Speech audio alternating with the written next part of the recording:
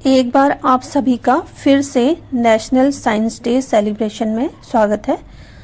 आज के इस सेक्शन में कहना चाहिए बल्कि आज का जो ये वीडियो है, ये वीडियो हमारे सभी छात्र छात्राओं के लिए बहुत ही लाभकारी सिद्ध होगा। अगर आप इसको शुरू से लेकर अंत तक देखते हैं तो आपको इस वीडियो में हमारे जो चीफ गेस्ट हैं श्री सौरभ जोशी जी और उनके साथ में आई हुई जो दो छात्राएं हैं तनुजा तिवारी और दूसरी छात्रा हैं बबीता जोशी, आप दोनों के भी एक्सपीरियंसेस जो कि प्रोजेक्ट में काम करते हुए पा रही हैं उससे आप लाभान्वित हो सकते हैं और साथ ही किस तरह से इन प्रोजेक्ट्स को पाने के लिए आप लोग मेहनत कर सकते हैं और उसकी उम्र क्या है, सारी एलिजिबिलिटी सभी तरह की जानकारियाँ आपको आज के एपिसोड में मिलेंगी।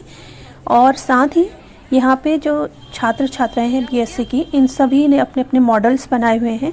इनमें कुछ जो हमारे मैथ्स के छात्र छात्राएं हैं उन्होंने वर्किंग मॉडल्स बनाए हुए हैं और जो हमारी बायो ग्रुप की छात्र छात्राएं हैं इन्होंने अपने सिलेबस से ही रिलेटेड मॉडल्स बनाए हुए हैं। यहाँ पर हमारे जजेस इन सभी मॉडल्स का मूल्यांकन कर रहे हैं और इन मॉडल्स को इन छात्र छात्राओं की प्रेजेंटेशन और मॉडल में इनकी की गई मेहनत को देख करके इनकी ग्रेडिंग की जा रही है। फाइनली ये एक तरह से कंपटीशन में बदल गया है, एक तो वर्किंग मॉडल कंपटीशन और दूसरा जो हमारी बायो ग्रुप की छात्र छात्राओं ने बनाया है ये मॉडल। तो इन दोनों ही के रिजल्ट्स जो हैं अलग अलग निकाले जाने हैं, इसीलिए हमारे जजेस यहाँ पे इनकी ग्रेडिंग कर रहे हैं, इनका प्रेजेंटेशन ले रहे हैं और इसमें काफ़ी टाइम लगने वाला है क्योंकि 70 से भी ज़्यादा मॉडल्स आए हुए हैं।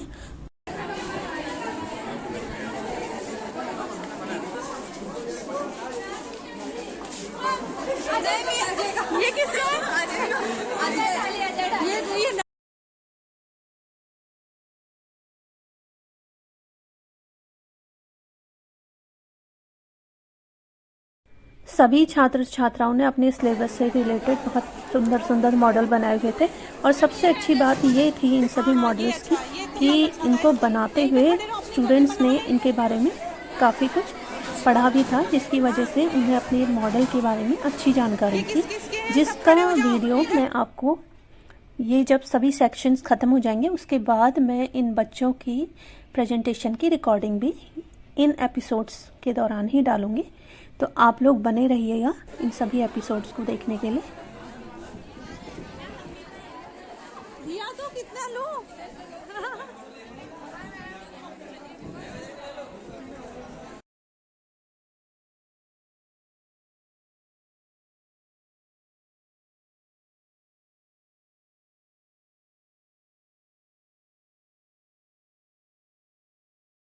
इस समय क्योंकि हमारे सभी जजेस इन सभी मॉडल्स का मूल्यांकन कर रहे हैं तो इसी वजह से हम लोगों को थोड़ी सी फुर्सत हो गई कि प्रिंसिपल मैम के साथ भी हम लोग फोटोग्राफी कर सके।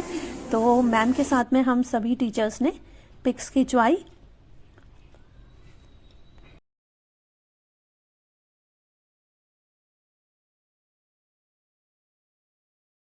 सभी मॉडल्स का मूल्यांकन कर लेने के बाद कार्यक्रम को पुनः आगे बढ़ाया गया और इसी दौरान मंच पर आप सुन रहे हैं doctor Abhimanyu Sharma, HOD department of sociology. धीरे धीरे अब ऐसा लगने लगा है कि इसी दौरान मंच पर आप महाविद्यालय की principal professor Renu Rani Bansal ma'am के साथ में बैठे हुए हैं। कॉमर्स के head of the department professor Jagdeepak Joshi sir और साथ में है एजुकेशन डिपार्टमेंट की head of the department doctor Diksha Khampa.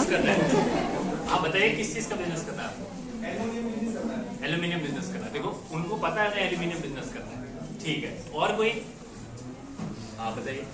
BSc के बाद मास्टर्स करनी है एमएससी में कोई भी सब्जेक्ट जैसे केमिस्ट्री, उसके बाद में अगर नेट के एग्जाम करना है, पीएचडी के लिए मतलब डॉक्टर बनना है। देखो मैं एक्चुअली आपको बताता हूँ, अपने एक्सपीरियंस से बताता हूँ। जब मैं ग्रेजुएशन कर रहा था तो उसके बाद मेरे को एक इंटर्नशिप मिली थी इंडिया जापान डिप्लोमेटिक रिलेशन, ठीक है। मैं आपको बताता हूँ, अभी आप बीएससी कर रहे हैं ना, कुछ अपॉर्चुनिटीज ऐसी हैं जो सिर्फ आप ग्रेजुएशन अभी जब कंटिन्यू कर रहे हैं ना, परस्यू कर रहे हैं, तभी वो अपॉर्चुनिटीज खुली होती है। जैसे आप में से बहुत लोग कॉम्पिटिटिव एग्जाम देखते होंगे कि एज होती है, इस एज तक एंड हो जाती है, तो वैसे ही साइंस की फील्ड में बहुत सारी ऐसी इंटर्नशिप्स हैं, बहुत सारी ऐसी अपॉर्चुनिटीज हैं जो यहाँ तक पहुंचती ही नहीं है, खासतौर से रूरल एरिया और उत्तराखंड में तो पहुंची ही नहीं है। वो ऐसी फेलोशिप्स होती हैं, बहुत सारी स्कॉलरशिप्स होती हैं। आप में से बताओ कोई स्कॉलरशिप बताओ जो आपको मिलती है साइंस में,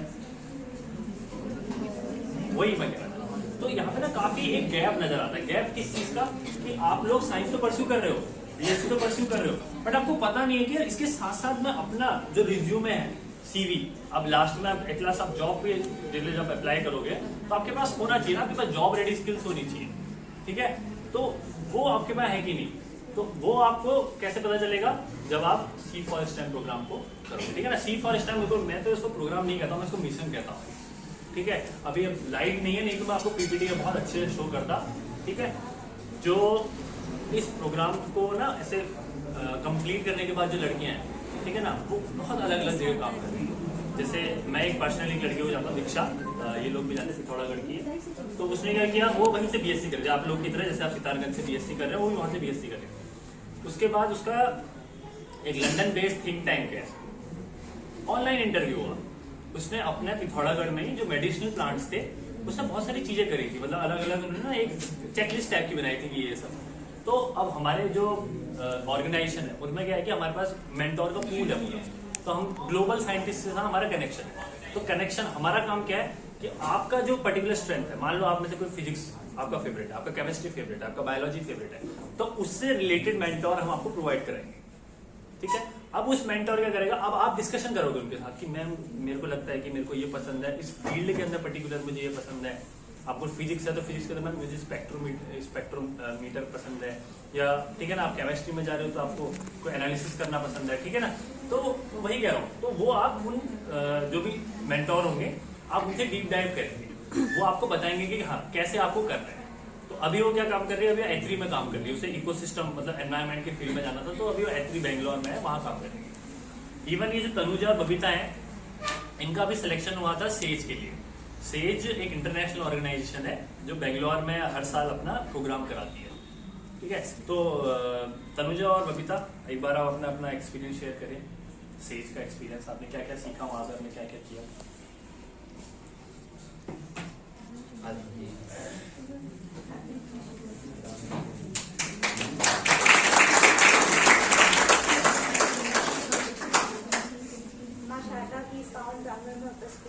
आदरणीय प्राचार्य महोदया, समस्त सम्मानित शिक्षकगण और उपस्थित मेरे भाई बहन, मेरा नाम तनुजा तिवारी है, मैं बीएससी 4th सेमेस्टर की स्टूडेंट हूँ। तो मैं आप सभी के सामने अपना विज्ञानशाला का एक्सपीरियंस शेयर करना चाहूँगी। जब मैं विज्ञानशाला में आई नहीं थी तो मुझे अपने करियर के बारे में ज़्यादा कुछ बातें पता नहीं थी। मुझे बस इतना पता था कि मुझे बॉटनी से मास्टर्स करना है, मतलब बॉटनी फील्ड में जाना है, तो मैं बॉटनी से एमएससी करूँगी। फिर उसके बाद मुझे चीज़ें पता चली कि जैसे IIT JEM CUET जैसे एग्ज़ाम होता है जिनका इंश्योरेंस देके हम अच्छे कॉलेज में एडमिशन ले सकते हैं। तो विज्ञानशाला ने मुझे वो क्लियर पाथ दिया है कि मुझे किस स्टेप पे क्या करना है। इसके बाद मुझे शी फॉर स्टेम प्रोग्राम, जैसे कि अभी दादा ने बताया, तो उसमें ज्वाइन होने का मौका मिला। शी फॉर स्टेम जैसा कि नाम में ये है कि शी फॉर स्टेम, तो ये बेसिकली लड़कियों के लिए डिज़ाइन किया गया है।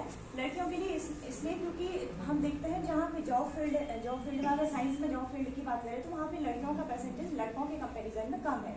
और जो हमारी समाज की रूढ़िवादी सोच है, लोगों का मतलब मानते हैं, गांव में देखा है मैंने ये कि वो ये मानते हैं कि लड़कों को तो साइंस पढ़ाते हैं लेकिन लड़कियों को उतना नहीं मिल पाता है।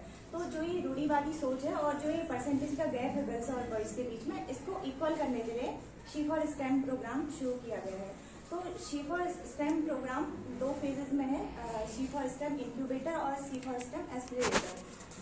जो she for STEM incubator programme है वो मैंने किया हुआ है, वो 3 महीने का था, तो इसमें मेरा स्कोर 98% रहा। शी फॉर स्टेम इंक्यूबेटर का जो डिज़ाइन है वो कुछ इस तरह से है कि उसमें 3 महीने का प्रोग्राम था टोटल, तो वीक वाइज अलग अलग विषयों में बांटा गया था वो। तो पहला था उसमें गोल सेटिंग, जिसमें हमने अपने फील्ड ऑफ इंटरेस्ट से रिलेटेड 2 गोल छाटे। फिर देन उसके बाद जो असाइनमेंट से SWOT analysis, career action planner, career exploration, इन सब असाइनमेंट्स ने उस गोल को और क्लियर कर दिया कि मुझे किस स्टेप पे क्या करना है। इसमें जो SWOT एनालिसिस था, इसमें मैंने अपनी स्ट्रेंथ, मेरी वीकनेस क्या है, मुझे मेरी फील्ड में, मेरा अगर फील्ड ऑफ इंटरेस्ट बॉटनी है तो मुझे उस फील्ड में कौन कौन सी अपॉर्चुनिटीज मिल सकती हैं, ये सब चीज़ें जानी। जो इस प्रोग्राम का मेन पार्ट था वो है करियर एक्शन प्लान। तो इसमें मैंने अपनी हार्ड स्किल और सॉफ्ट स्किल्स के बारे में जाना, माइलस्टोन कैसे सेट किए जाते हैं, माइलस्टोन कैसे सेट किए जाते हैं और उन पे कैसे काम किया जाता है, ये सब जाना। जो उसमें मेरे लिए काफ़ी हेल्पफुल था वो था मेरे लिए स्मार्ट गोल और career exploration. SMART goal, SMART का जिसमें स्मार्ट का मतलब है कि S for specific, M for measurable, A for achievable, R for relevant and T for time bound. मतलब कि हम कोई एक ऐसा टॉपिक जो स्मार्टली कवर किया जाए, जो स्पेसिफिक भी हो, जिसको मेजर भी किया जा सके और वो हमारा जो लॉन्ग टर्म गोल है उससे रिलेवेंट हो ताकि हम उसे अचीव कर सकें। और था करियर एक्सप्लोरेशन। इसमें मुझे पहले ये चीज़ें नहीं पता थी कि मैं ग्रेजुएशन करूंगी तो उसके बाद जो मुझे जॉब की अपॉर्चुनिटी मिलती है या फिर बॉटनी के ही फील्ड में मुझे जाना है तो उसमें रिसर्च प्रोजेक्ट या फिर कोई इंटर्नशिप प्रोवाइड होती है। तो मैंने ये सब चीज़ें एक्सप्लोर की जो मुझे पहले नहीं पता थी। तो शीफा स्टेम प्रोग्राम में SU के सेशन होते हैं। SU के मतलब स्पीक अप कल्पना, जिसमें साइंस फील्ड के एक्सपर्ट साइंटिस्ट आते हैं, वुमेन्स, जिन्होंने अपनी फील्ड जो आज अपने फील्ड में काफ़ी आगे पहुंच गई हैं। तो इसमें टोटल हमारे 10 से 12 सेशन हुए थे। उनमें से मुझे एक सेशन बहुत अच्छा लगा था। एक मैम का मैं नाम तो रिकॉल नहीं कर पा रही हूँ, वो इंजीनियरिंग फील्ड से थी। उन्होंने बताया कि जब वो 12th पास हुई थी तो उनके घर वालों ने उन्हें शादी के लिए बहुत फोर्स किया था कि अब 12th पास हो गई है लड़की तो इसकी शादी करा देते हैं। तो उन्होंने बताया कि मैंने बड़ी मुश्किल से पापा को कन्विंस किया कि मेरी अभी शादी मत कराओ, 4-5 साल मुझे टाइम दे दो, मैं उसके बाद कुछ करूंगी। तो मैम ने कहा कि उस टाइम पे मैंने ऐसा ऑप्शन, मेरे पास कुछ ऑप्शन नहीं था, या तो शादी हो जानी है या फिर पढ़ना ही है। तो मैंने शादी को ऑप्शन में ही नहीं रखा। मैंने कहा कि मेरा एक टारगेट है कि मुझे पढ़ना ही है, वरना मेरा कुछ नहीं होगा। तो वो प्रेरणा स्रोत रही मेरी उसमें, क्योंकि चैलेंजेस तो लाइफ में आते रहते हैं, लेकिन उन चैलेंजेस को अवॉइड करके हम अपने गोल की तरफ कैसे फोकस रहें, वो चीज़ मैंने वहाँ से जानी। इसके बाद विज्ञानशाला की जो मुझे सेज जैसे अभी दिना ने बताया, sustainability ambassadors for global exchange, इसके लिए मुझे बेंगलोर जाने का मौका मिला था। तो वहाँ अलग अलग कंट्रीज के साइंटिस्ट, सीनियर एम्बेसडर से हमने इंटरेक्शन किया। वहाँ से आने के बाद हमने community problem solid waste management पे काम किया, जिसमें हमारा मेन काम था कि कम्युनिटी में जो वेस्ट सेग्रीगेशन को लेके अवेयरनेस फैलाना। तो इसमें हमने स्कूल्स में कैंपेन किए, कॉलेज से अवेयरनेस रैली निकाली, ये सब चीज़ें की। पहले जैसे मैं आज यहाँ पे आके बोल पा रही हूँ ना, पहले मेरा ऐसा अंतराल को पता है, मैं पहले ऐसे अच्छे से नहीं बोल पाती थी। तो ये जब इतनी सारी चीज़ें होती रहती हैं, हम आउटरीच पे जाते हैं, विज्ञानशाला की थ्रू जाते हैं, उसमें क्या होता है कि हम स्कूल में जाते हैं, मॉडल लेके बच्चों को एक्सप्लेन करते हैं। तो मैंने कम से कम 7 से 8 आउटरीच करी है। तो मेरा इतना हो गया है कि अगर मैं किसी टॉपिक को एक्सप्लेन करना चाहूँ, उसके बारे में मुझे नॉलेज है, तो मैं आगे आके बोल सकती हूँ। तो ये चीज़ मुझे यहीं से मिली है कि है इतना। और अभी हम रिसर्च प्रोजेक्ट पे काम अभी हम रिसर्च काम कर रही हूँ मैं, बर्ड्स कंजर्वेशन। तो किसी के कंजर्वेशन की जरूरत क्यों पड़ती है जब उस चीज़ में कमी आ रही है, और कमी आने के लिए हमें ये देखना पड़ेगा कि वो स्पीशीज कितनी रह गई हैं, और कुछ स्पीशीज होंगी जो घटी होंगी, कुछ होंगी बड़ी होंगी। तो अभी हम इस पे मेन काम कर रहे हैं, बर्ड्स आइडेंटिफिकेशन और उनका काउंटिंग का। हम बर्ड्स को आइडेंटिफाई करके ई-बर्ड ऐप पे रजिस्टर करते हैं। तो अभी हमारा इस पे काम चल रहा है।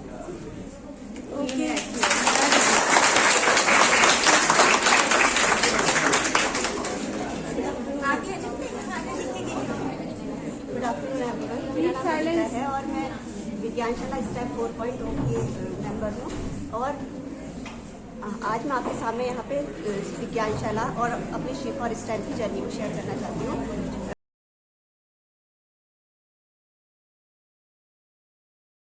वैसे मैं बचपन में जब सोचती थी तो मुझे एक साइंटिस्ट बनना था, क्योंकि मैंने एक साइंटिस्ट थे न्यूटन, उनसे इंस्पायर होकर मैं चाहती थी कि मैं साइंटिस्ट बनूं। पर जैसे जैसे हम बड़े होते जाते हैं तो ऐसा हो जाता है, माहौल नहीं बन पाता है उतना अच्छा कि जैसे 10th में आने तक तो मुझे लग रहा था कि मैं बन सकती हूँ करके, लेकिन 11th-12th में मेरी पढ़ाई काफ़ी थोड़ी डल जैसी हो गई थी, तो जिस वजह से मुझे नहीं लगा कि मैं आगे को साइंटिस्ट बन सकती हूँ करके, तो इसीलिए मैंने ये छोड़ दिया। मैं जब मैं कॉलेज लेने की बारी आई तो मैं कंफ्यूज हो गई थी कि मैं क्या करूं करके, क्योंकि मेरे सारे जो दोस्त लोग थे, कुछ लोग कॉमर्स में जा रहे थे, कुछ लोग बायो वाले हो गए थे। तो अब इसलिए मैं सोच रही थी कि मैं क्या करूं, कॉमर्स लूं या फिर बीएससी करूं। तो मैं फिर मेरे जो घर वाले हैं उन्होंने कहा कि अगर तुझे वो करना है तो मतलब तू टीचिंग लाइन में चले जा करके, क्योंकि घर वालों के कहने पे मैंने फिर बीएससी में एनरोलमेंट करवाया। फिर जहाँ पे मुझे फिर विज्ञानशाला मतलब सेकंड सेम में मैंने विज्ञानशाला का पेपर दिया। उसको क्लियर करने के बाद एक इंटरव्यू होता है बेसिक सा, उसको क्लियर करने के बाद विज्ञानशाला लैब से हम मेंबर बन जाते हैं। तो हम विज्ञानशाला में आने के बाद मतलब जब मैंने वहाँ देखा ना औरों को, जैसे बहुत सारे साइंटिस्ट लोग हैं विज्ञानशाला में, बहुत ज़्यादा साइंटिस्ट लोग हैं, मतलब जैसे मतलब हमारे आसपास तो हमें ऐसी इंस्पिरेशन नहीं देखने को मिलती है कि कोई साइंटिस्ट दिख रहा है, क्योंकि ज़्यादातर हमको क्या दिखता है कि टीचर दिखते हैं, कोई बैंक की नौकरी में दिखते हैं, सरकारी जॉब वाले दिखते हैं। लेकिन वहाँ पे फुल ऑन सारे बहुत सारे के सारे लगभग जितने भी लोग हैं वहाँ पे सब पीएचडी कर रहे हुए हैं, सारे डॉक्टर हैं।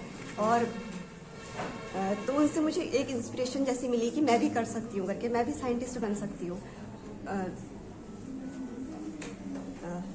एक हमारी जो मेंटर हैं अनुशीला मैम, उन्होंने एक बार पूछा था कि मतलब उस टाइम पे तक मैं ऐसा सोचती नहीं थी, मैं चाहती थी कि मैं टीचर ही बनूं करके। लेकिन जब तक मैम ने जब मेरे से ऐसा सबसे पूछा कि वो हर मंडे को मतलब मेंटरिंग मीटिंग होती है, तो उसमें मैम ने पूछा हमसे कि तुम आगे को क्या करना चाहते हो, ऐसा कोई सपना है तुम्हारा जो अभी तुम नहीं कर पा रहे हो। तो एकदम बात देखो कि क्या चीज़ चाहिए होती है, कौन सी डिग्री करते हैं, कौन सा करते हैं करके। तो तब मुझे पता लगा था कि पहले तक मुझे लगता था कि बीएड करके मतलब ऐसे साइंटिस्ट वगैरह के लिए बीएड करना पड़ता होगा, लेकिन ऐसा नहीं था, पीएचडी करनी पड़ती है साइंटिस्ट के लिए। तो मेरे को इस चीज़ में बहुत हेल्प मिली। बाकी जब मैं उस विज्ञानशाला के अंदर हमारा सी फॉर स्टैम करके प्रोग्राम है 3 महीने का, मैंने उससे भी लिया है, मतलब मैं उसमें भी इनरोल थी। तो वो हमारा पूरा 3 मंथ का प्रोग्राम था, जिसपे मैंने 97% स्कोर किया था। और उस पे जैसे हमारे जो करियर होता है, हम उसको एक प्रॉपर पाथ देते हैं।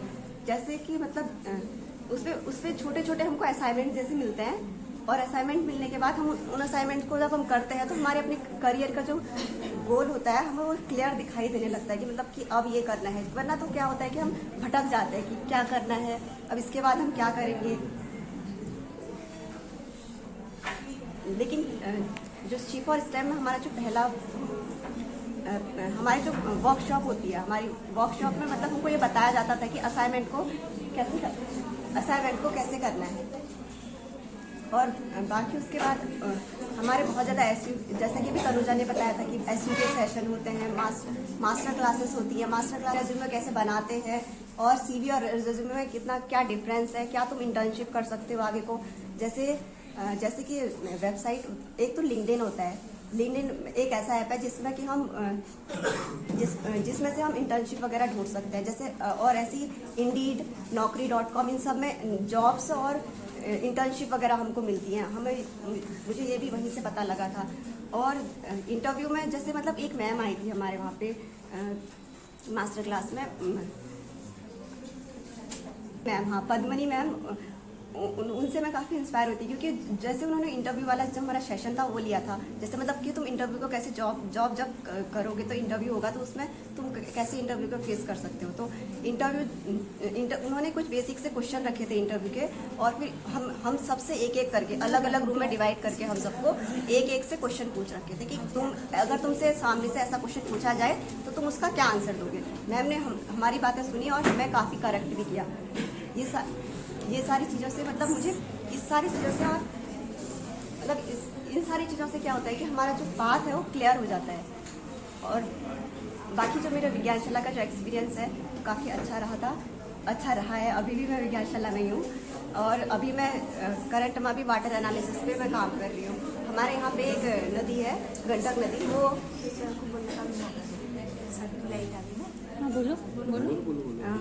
गंडक नदी है, हम उसके ऊपर काम कर रहे हैं। मतलब डिफरेंट जब गंडक नदी स्टार्ट होती है तो वो पीने लायक होती है, मतलब बहुत साफ पानी है वहाँ का। लेकिन जहाँ पे जब वो एंड होने को आ जाती है वहाँ पे तक उसमें इतने ज़्यादा सीवेज या फिर बहुत सारी चीज़ें ऐसी मतलब सीवेज, कूड़ा, मतलब बहुत सारी चीज़ें ऐसी आ जाती है कि वो लास्ट तक पीने लायक ही नहीं रहती है। तो हम सब उसके बारे में अभी रिसर्च कर रहे हैं। Thank you.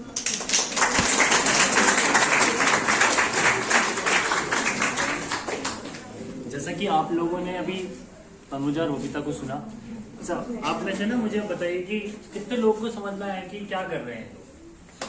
कोई भी बता सकता है वो इंक्यूबेटर प्रोग्राम। अब जो नेक्स्ट 3 मंथ्स को होगा वो एक्सीलेटर प्रोग्राम। अब इन्होंने क्या कहा अभी करियर एक्सप्लोरेशन किया, कैप मतलब कि करियर एक्शन प्लान बनाया। ये बेसिक असाइनमेंट्स ना आप अगर किसी MBA कॉलेजेस में भी जाओगे ना तो वहां पे भी यूज होते हैं। कि आप कभी गौर करना, किसी कंपनी को अगर रन कराना है ना तो वो SWOT एनालिसिस करते हैं, स्ट्रेंथ, वीकनेस, अपॉर्चुनिटी और थ्रेट्स।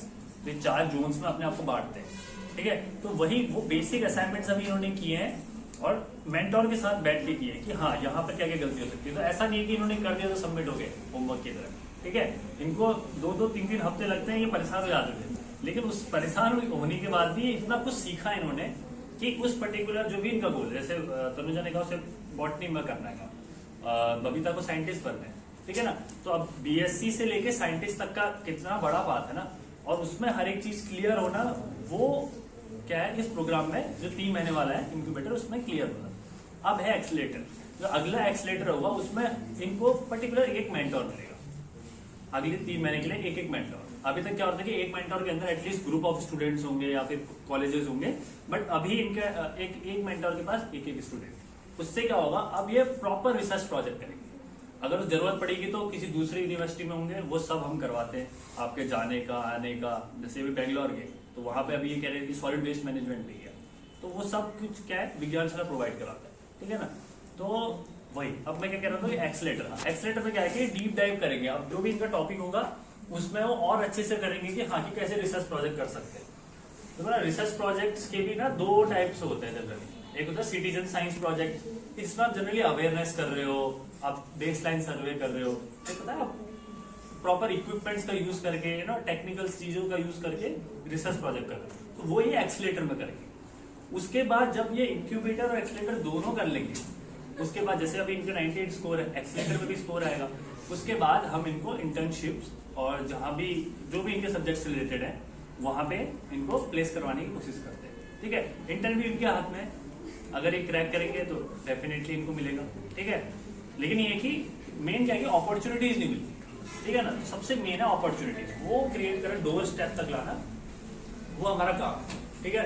सीख फॉर स्टेम समझ में आ गया। अब सुधार में सिखाते हैं स्टेम लैब खुलनी चाहिए, ठीक है। तो उत्तराखंड में स्पेशली हमने एक रूरल स्टेम चैंपियन प्रोग्राम चलाया, ठीक है। तो 2 साल हो जाते हैं वो चलाते हुए।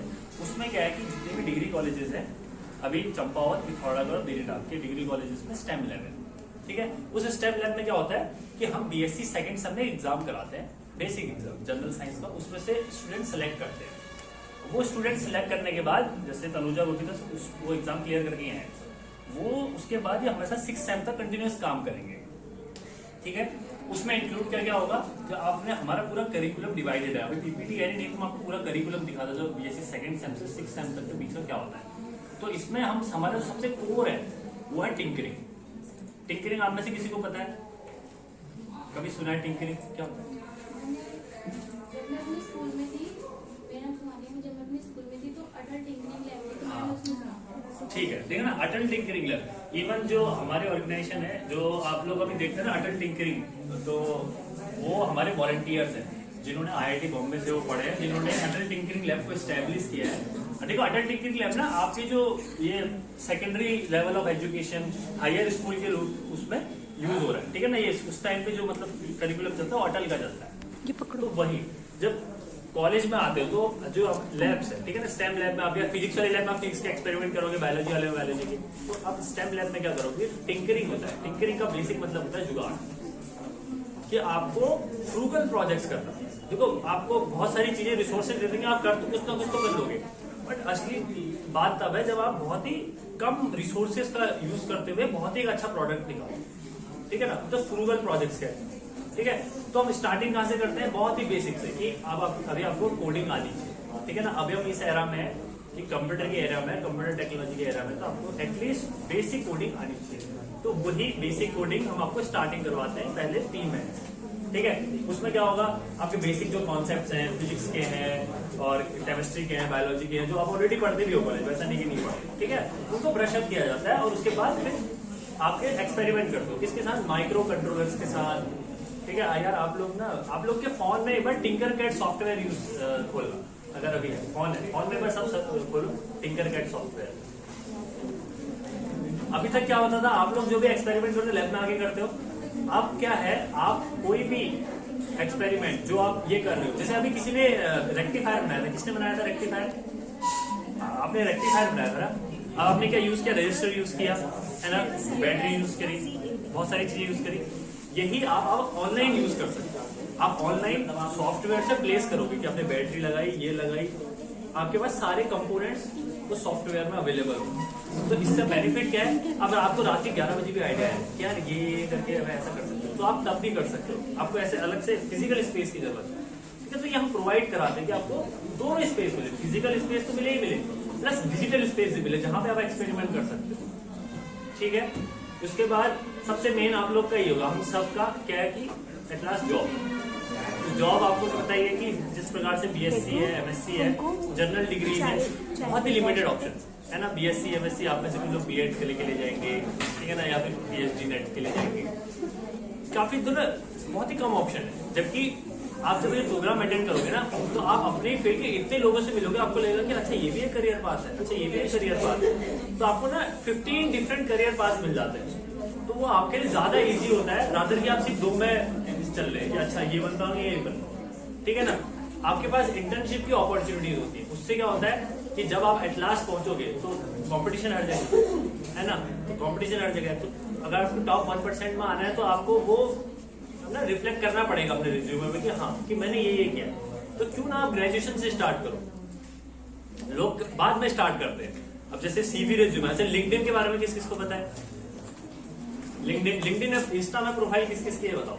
इंस्टाग्राम में सबकी होगी, फेसबुक में, व्हाट्सएप हर कोई चलाता है, लेकिन लिंक्डइन नहीं चला रहा है कोई। सबसे इंपॉर्टेंट अभी वर्ल्ड में सबसे ज्यादा नेटवर्किंग अगर कहीं हो रही है, लिंक्डइन में हो रही है, ठीक है।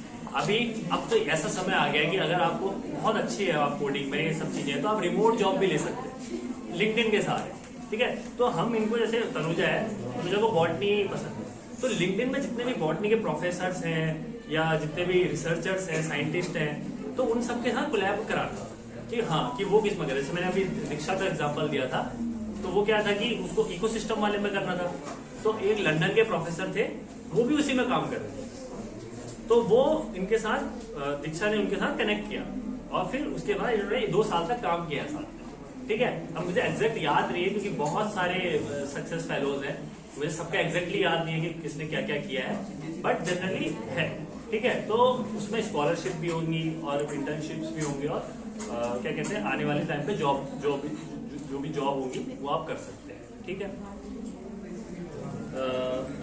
ठीक है, मैं अभी पीपीटी है नहीं, अपनी मैं बातों को यहीं पे विराम देना चाहूंगा। अगर आपके कोई डाउट्स है तो आप कुछ पूछ सकते हैं। प्रोसेस सब सेम है, बस नाम अलग है।